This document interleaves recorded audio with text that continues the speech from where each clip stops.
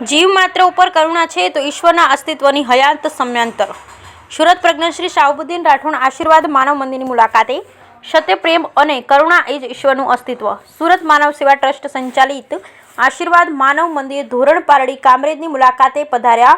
જાણીતા પ્રજ્ઞશ્રી અને સાહિત્યકાર શાહબુદ્દીન રાઠોડે આશીર્વાદ માનવ મંદિરની મુલાકાત લીધી અને આશીર્વાદ માનવ મંદિર વિશે સુંદર સંદેશ આપ્યો. ઈશ્વરની સ્વયં હાજરી એટલે સત્ય, પ્રેમ અને કરુણા. આ ત્રણ બાબતોનું આચરણ હોય એટલે ઈશ્વરના અસ્તિત્વની પ્રત્યક્ષ રૂપે હાજરી. સત્ય એ જ ઈશ્વર છે તેવો હૃદયસ્પર્શી સંદેશ આપ્યો. અતિ ગંભીર મનોદિવ્યાંગ મહાપ્રભુજીની સેવા નિહાળી. અત્યાર સુધીમાં દેશના વિવિધ રાજ્યો ઉપરાંત વિદેશ એમ કુલ મળી 2300 મનોદિવ્યાંગ મહાપ્રભુજીઓને કુદરત સહજ જીવન બક્ષી માનવ સમાજમાં પુનઃસ્થાપિત કરી ચૂકેલા આશીર્વાદ માનવ મંદિરમાં હાલ 700 જેટલા અતિ ગંભીર મનોદિવ્યાંગ આશરો લઈ રહ્યા છે.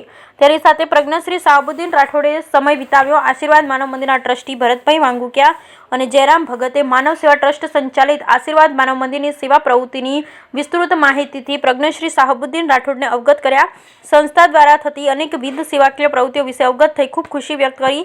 સર્વ ટ્રસ્ટીઓને દેવદૂત તરીકે બિરદાવ્યા. Bureau report Natwarlal Jebhatiya. અહીંયા જ જમવાનું હોય અવજીભાઈના ત્યાં ગયેલા એટલે એમણે મને કીધું કે તમે જતા રસ્તામાં આવજો.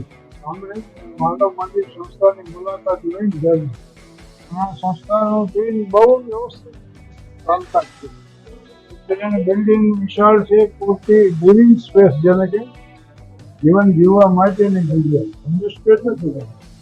એટલે એ લિવિંગ સ્પેસ અહીં પૂરતી છે.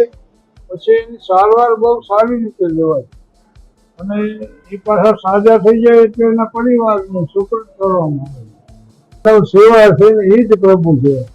સમાજનું એ કોઈ માત્ર ચિંતન કરતો હોય, ચિંતા કરતો, એ કોઈ ચિંતાનું ચિંતનમાં પરિવર્તન કરે અને એ પરિવર્તન કાર્યમાં પરિણામે ત્યારે આવી સંસ્થા હોવી અને તો જ કામ થઈ. સત્ય, પ્રેમ અને કરુણા. સત્ય એટલે જે છે તે જોવું, પ્રેમ એટલે અપેક્ષા વગરનું સમર્પણ અને કરુણા એટલે બધાને માટે લાગણી, તમામને માટે લાગણી હોય તો જ આવા કાર્ય થાય.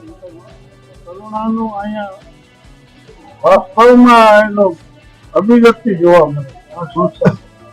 અને જેટલા કામ કરતા હોય, જે સહાયક થતા હોય એ ધન્યવાદ. ફોટો કાઢવો છે મને.